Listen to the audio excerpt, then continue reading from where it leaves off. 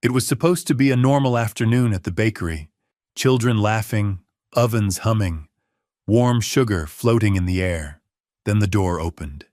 Softly, hesitantly. A homeless woman stepped inside, holding the hand of a tiny girl whose shoes were worn thin, whose hair was tied with a fraying ribbon.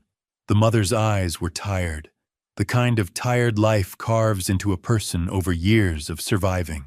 They stood in front of the display filled with fresh cakes, bright frosting, strawberries glistening, candles waiting for celebrations. The girl whispered, "Mom, can I pick one?" The mother swallowed hard, forcing a smile that didn't reach her eyes. Then she leaned toward the cashier and whispered words so soft, only 3 people in the room heard them. "Do you maybe have an expired cake? Just something small. My daughter's birthday is today." The cashier frowned. Behind her, a few customers snickered under their breath, but someone else heard it too. Sitting in the corner booth, holding a tiny espresso cup in his tattooed hands, was Salvatore Costa, the most feared Mafia boss in the city. He saw the way the little girl tried to hide her disappointment.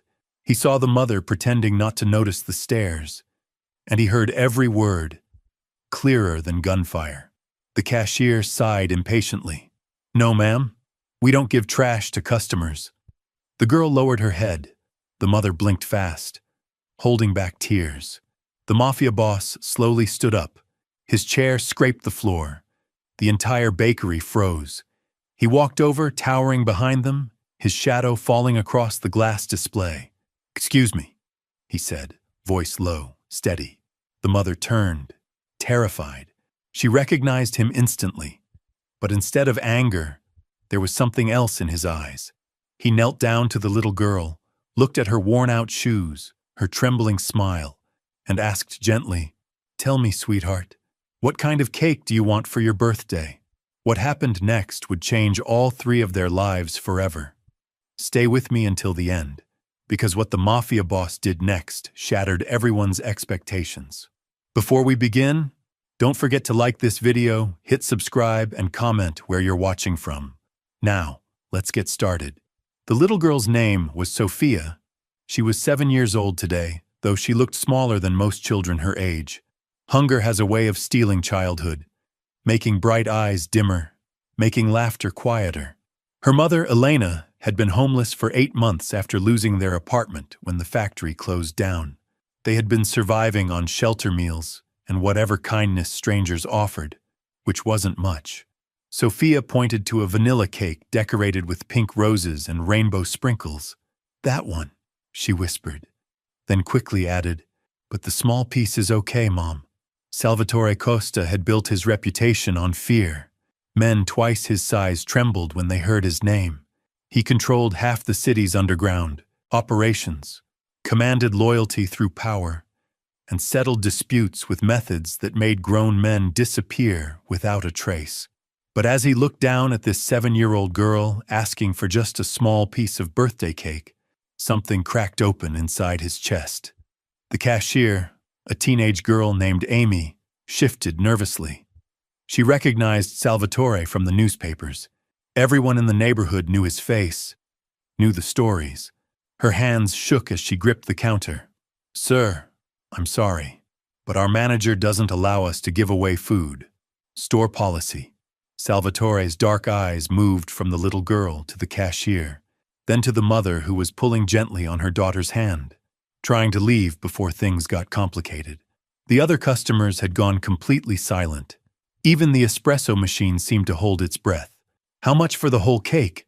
Salvatore asked, his voice carrying the weight of authority that made people listen. Amy fumbled with the price tag. $42, sir." Elena stepped forward, panic in her voice. "Please, we don't need anything expensive. We were just hoping maybe something old, something you might throw away anyway. We don't want any trouble." Salvatore reached into his jacket. The movement made everyone in the bakery tense up, but he only pulled out a thick leather wallet. He placed $300 bills on the counter. "I want that cake, the whole thing, and I want you to put 7 candles on it. Can you do that?" Amy nodded frantically, her eyes wide. "Yes, sir. Absolutely. But Salvatore wasn't finished. He turned to Elena, and when he spoke, his voice was gentler than anyone in that room had ever heard from him. When's the last time you two had a real meal? Elena's chin trembled. Yesterday morning. The shelter served breakfast. The silence that followed was deafening. Even hardened criminals who worked for Salvatore would have been shocked at what happened next. This man who had ordered hits, who had broken bones and destroyed lives, who ruled through intimidation and violence, was looking at a homeless mother and her hungry daughter with something none of his enemies had ever seen in his eyes: compassion. Amy, he said, still not taking his eyes off Elena and Sophia, I want you to box up 2 of your best sandwiches, some of those pastries in the window, and whatever hot soup you have today. Put it all in a bag. Sir, that'll be, Amy started to calculate. Just do it. He placed another 100 on the counter. Keep the change. Sophia looked up at her mother with confusion. She had learned early in life that good things didn't happen to people like them. Strangers weren't kind. Adults didn't care about little girls with dirty clothes and worn-out shoes. But this man, this scary man she had seen on television news reports, was asking about her birthday cake like it mattered to him. Elena was crying now, quiet tears that she tried to hide by looking down. I don't understand. Why are you doing this? Salvatore was quiet for a long moment. In that silence, memories flooded back. Memories he had buried so deep he thought they were gone forever. His own 7th birthday, when his family had nothing. His mother, proud and desperate, trying to make something special out of nothing. The way she had looked when neighbors turned them away, when stores refused to help, when the world decided that people like them didn't deserve kindness. Because, he said finally, everyone deserves to feel important on their birthday. Especially little girls who ask for small pieces when they deserve the whole cake. Amy worked quickly, packing up the food while the cake was being prepared in the back. The other customers watched in stunned silence as the most dangerous man in the city knelt down again to talk to Sophia. You know what, sweetheart? I think 7 candles isn't enough for someone as special as you. How about we make it 8? 1 for good luck. Sophia smiled for the first time that day. A real smile that reached her eyes and made her look like the child she was supposed to be. But what Salvatore did next would shock everyone even more than his generosity. Because this story was about to take a turn that no one in that bakery could have predicted. The cake arrived 15 minutes later, decorated with 8 bright candles and Sophia's name written in delicate purple frosting. But as Amy carried it to the counter, Salvatore pulled out his phone and made a call that would turn this simple act of kindness into something much bigger. Marco, he said into the phone, his voice carrying that familiar edge of command. I need you to bring the car around to Rossetti's bakery and call Maria. Tell her to prepare the guest room upstairs. We're going to have visitors. Elena's face went pale. She grabbed Sophia's hand tighter. What's happening? We just wanted some cake. We don't need anything else. The other customers began whispering frantically among themselves. They knew Salvatore's reputation. When he made phone calls, people disappeared. When he offered help, it usually came with strings attached that could strangle you later. But Sophia was mesmerized by the cake. 8 candles flickering like tiny stars. Her name spelled out in letters she could barely read but recognized as hers. For a moment, she forgot about being hungry. Forgot about sleeping in shelters, forgot about her mother's worried tears late at night. Can I blow them out now, Mom? She asked, her voice full of wonder. Salvatore looked at Elena, understanding the fear in her eyes. This woman had learned to survive by avoiding men like him, by keeping her head down, by never accepting help that might come with a price she couldn't afford to pay. You think I'm going to hurt you, he said quietly, so only she could hear. I understand why. But let me tell you something, Elena. I know your name because I've been watching you and your daughter for 3 weeks. Elena's blood turned to ice. She pulled Sophia closer, ready to run, ready to leave the cake and the food and everything behind if it meant keeping her daughter safe. Wait, Salvatore said, raising his hand. You sleep in the alley behind the church on Maple Street. You take Sophia to the park every morning so she can play on the swings before the other kids arrive. You spend your afternoons at the library because it's warm and safe and Sophia can read books you can't afford to buy her. Elena was trembling now. Why have you been watching us? Because you remind me of someone I lost a long time ago. His voice cracked slightly, a sound so unexpected that Amy stopped counting money and stared. My sister. She was a single mother too. Struggled to feed her little girl, worked 3 jobs, never asked anyone for help. Too proud, too scared. The bakery had gone completely silent except for the soft flickering of the candles on Sophia's cake. What happened to her? Elena whispered. Salvatore's jaw tightened. She died in a car accident driving home from her 3rd job at 2 in the morning. She was so exhausted she fell asleep at the wheel. Her daughter, my niece, went into foster care. I never saw her again.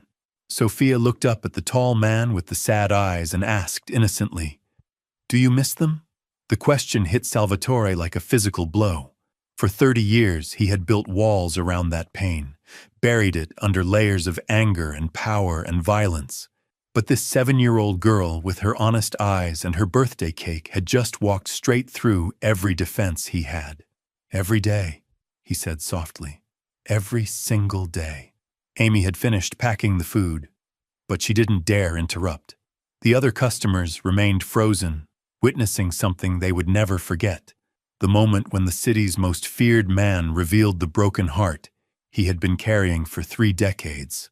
I can't bring them back, Salvatore continued, looking directly at Elena. But I can make sure you and Sophia don't end up like them. I can make sure you never have to choose between sleeping and working, between feeding your daughter and keeping her safe. Elena shook her head. I don't understand. What do you want from us? Nothing, Salvatore said. I want to give you something. A job, an apartment, a chance for Sophia to go to school and have friends and blow out birthday candles every year until she's too old to make wishes. The door chimed as a black sedan pulled up outside. Through the window, Elena could see 2 men in expensive suits waiting by the car. Those are my associates, Salvatore explained. They're going to drive us to a building I own downtown. It has apartments, and one of them is empty. It has 2 bedrooms, a kitchen, and windows that face the sunrise. Sophia would have her own room, with a bed and a closet, and space for all the books she could ever want. Sophia tugged on her mother's sleeve. Mom, does that mean I could have my own bed? Like the kids on TV? Elena was crying again, but these tears were different. They carried hope and fear and disbelief all tangled together. Why would you do this? You don't even know us. Because, Salvatore said, picking up the cake with surprising gentleness. Sometimes the universe gives you a second chance to do the right thing. And I've been waiting 30 years for mine. But what happened next would reveal that Salvatore's offer came with complications nobody expected. Because helping Elena and Sophia meant bringing them into his world. And his world had enemies who wouldn't hesitate to use a homeless woman and her daughter as weapons against him. As they prepared to leave the bakery, none of them noticed the man in the corner booth who had been pretending to read a newspaper. He folded it carefully, pulled out his phone, and made a call of his own. Boss, he said quietly, Salvatore Costa just picked up some strays. A woman and a kid. Looks like he's getting soft. Thought you should know. The voice on the other end was cold, calculating. Follow them. Find out where he's taking them. If Costa cares about them, they're valuable to us. Elena, holding Sophia's hand as they walked toward the black sedan, had no idea that accepting Salvatore's kindness had just painted a target on both their backs. Their backs. The sedan's engine purred quietly as they drove through the city streets, but inside the car, tension crackled like electricity. Sophia sat between Elena and Salvatore, clutching her birthday cake box with both hands as if it might disappear if she let go. Elena stared out the window, watching familiar neighborhoods blur past, each block taking them further from the only world she knew and deeper into something that terrified her. Salvatore made another phone call, his voice sharp and businesslike. Tony, I need you to check the building. Full sweep. Then I want 2 men posted outside. 2 more in the lobby. Discreet but visible. He paused, listening to the response. Because I said so. That's all the reason you need. Elena's stomach dropped. What's happening? Why do you need security? It's just a precaution, Salvatore said. But his eyes were scanning the street behind them through the rearview mirror. In my line of work, you learn to be careful about everything. Sophia looked up at him with innocent curiosity. What kind of work do you do? The question hung in the air like smoke from a gunshot. Elena held her breath, realizing she was about to learn exactly what kind of man had just become their savior. Salvatore studied the little girl's face, those honest eyes that hadn't yet learned to fear the world the way her mother's had. I help people solve their problems, he said carefully. Sometimes those problems are complicated, like fixing broken things. Something like that, sweetheart. Elena wasn't fooled by the gentle explanation. She had lived on the streets long enough to recognize danger in all its forms. She knew Salvatore Costa's reputation, had heard the stories whispered in shelters and soup kitchens. People who crossed him disappeared. Businesses that refused to cooperate burned down. Police officers who investigated too closely found themselves transferred to different cities. But she also knew what desperation felt like. She knew what it meant to watch your daughter grow thinner each day, to see hope fade from her eyes like candles burning out. And despite every instinct screaming at her to run, despite every rational thought telling her this was a mistake, she couldn't bring herself to reject the first real kindness they had received in months. The building they pulled up to was nothing like Elena expected. Instead of some dark, threatening fortress, it was a renovated brick apartment complex with flower boxes in the windows and children's bicycles chained to the front railings. Families walked in and out of the main entrance, carrying groceries and pushing strollers, living normal lives. This is it, Salvatore announced as the car stopped. 3rd floor, apartment 12. It's been empty for 6 months, but I had it cleaned and furnished last week. Elena's confusion deepened. Last week? But you said you'd been watching us for 3 weeks.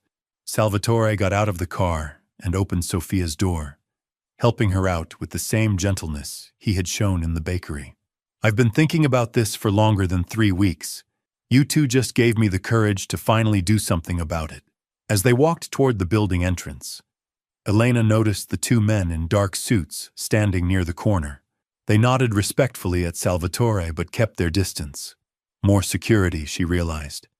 Whatever world they were entering, it was one where protection was necessary.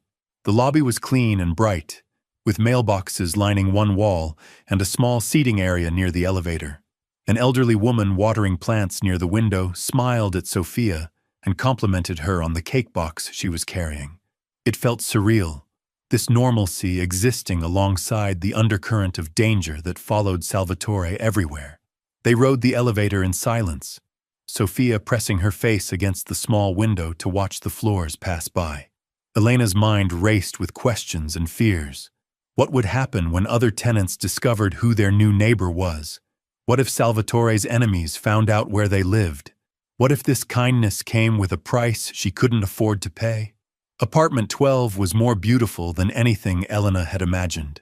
Sunlight streamed through large windows, illuminating hardwood floors and walls painted in soft, welcoming colors.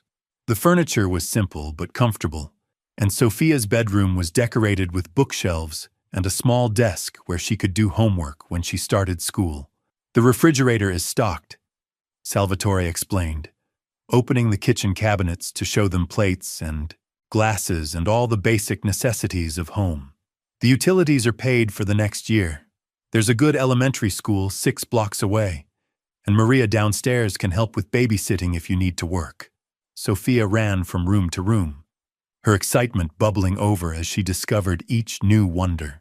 A real bathroom with a bathtub, a kitchen with a window that looked out over a small courtyard, a bedroom with a bed that had clean sheets and pillows that smelled like lavender instead of disinfectant. Elena stood in the middle of the living room, overwhelmed by the magnitude of what was happening. I don't understand how to accept this. We don't have anything to give you in return. You're giving me something just by being here, Salvatore said quietly. You're giving me a chance to remember who I used to be before I became the man everyone fears. But even as he spoke those words, his phone buzzed with a text message that made his expression harden. The message was short and threatening. Nice new friends you have, Salvatore. Pretty little girl. Would hate for anything to happen to her. Salvatore's blood went cold.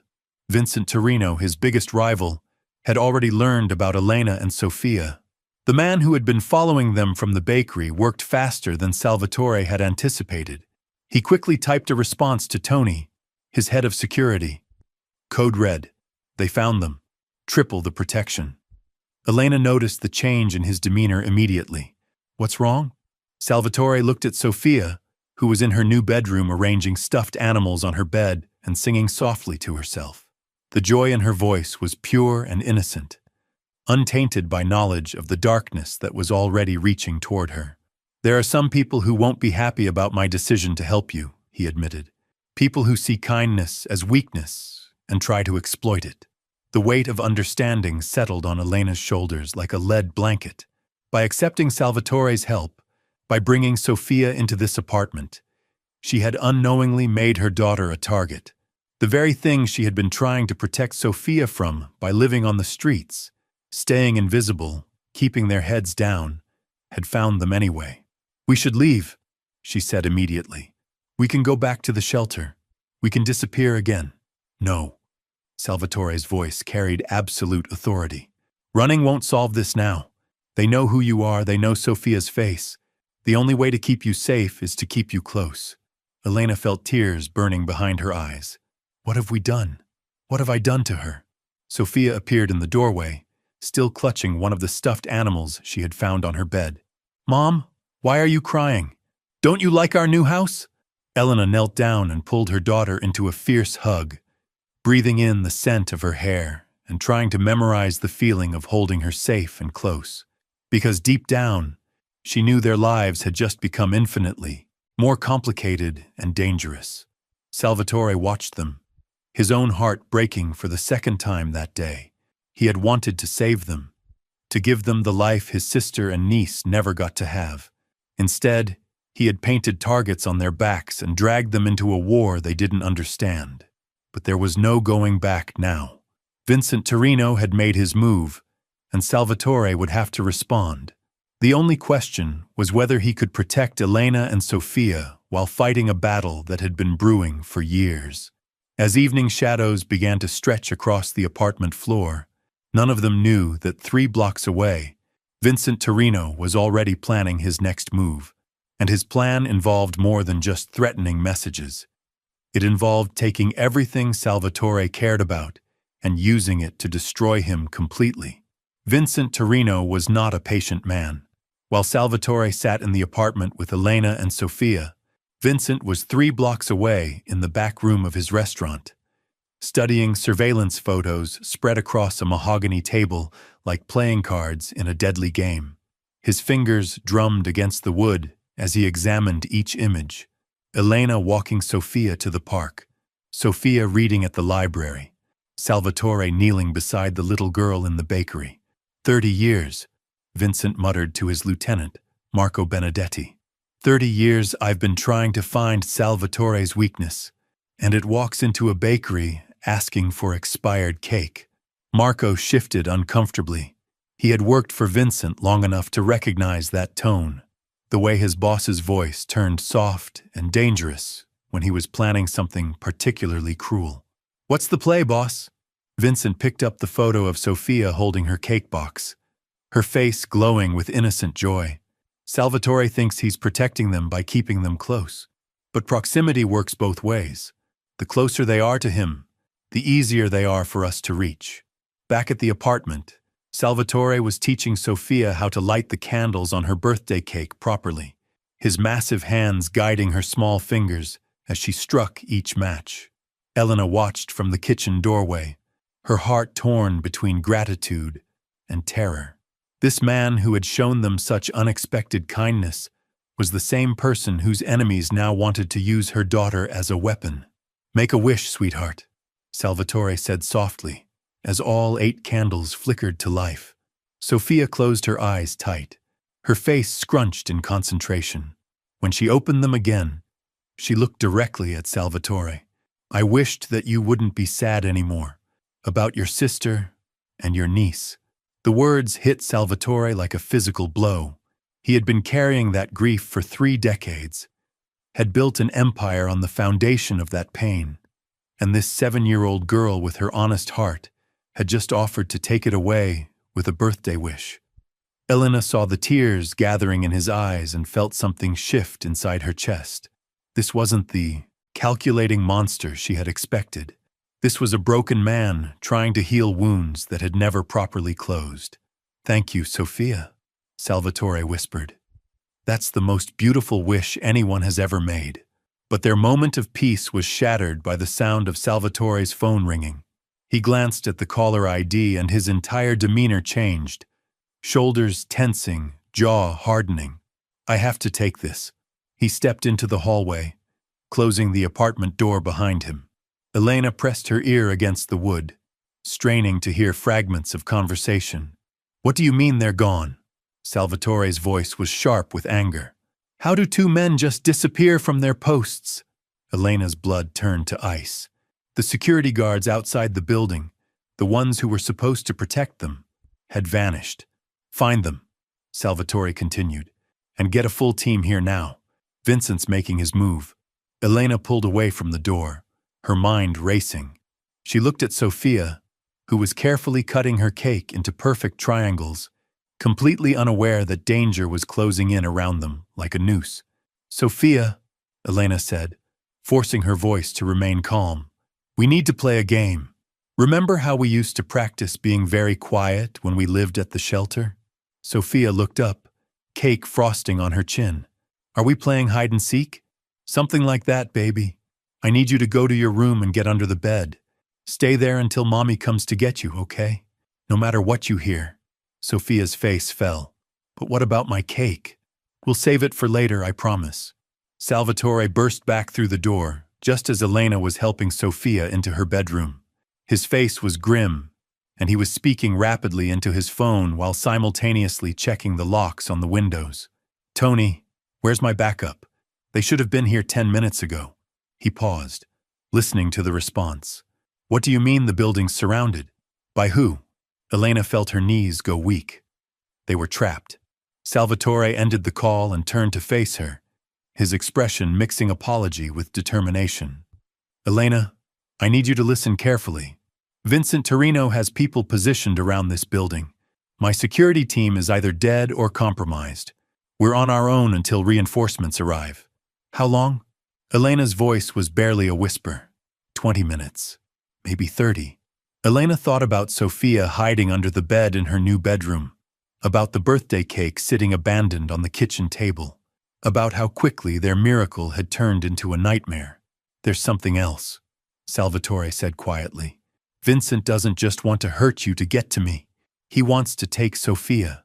The words hung in the air like poison gas. Elena felt something primal and fierce rise up inside her chest, something that had been dormant during months of quiet desperation but was now roaring to life. Over my dead body, she said, and Salvatore saw something in her eyes that reminded him why he had survived 30 years in a business where most men didn't last 5. That's exactly what I was hoping you'd say, he replied, reaching into his jacket and pulling out a small pistol. Because we're going to have to fight for her. Elena stared at the weapon. She had never held a gun in her life, had never imagined herself capable of violence. But as she thought about Vincent Torino's hands reaching for her daughter, about Sophia's innocent trust and birthday wishes, she discovered reserves of strength she didn't know existed. Show me how to use it, she said.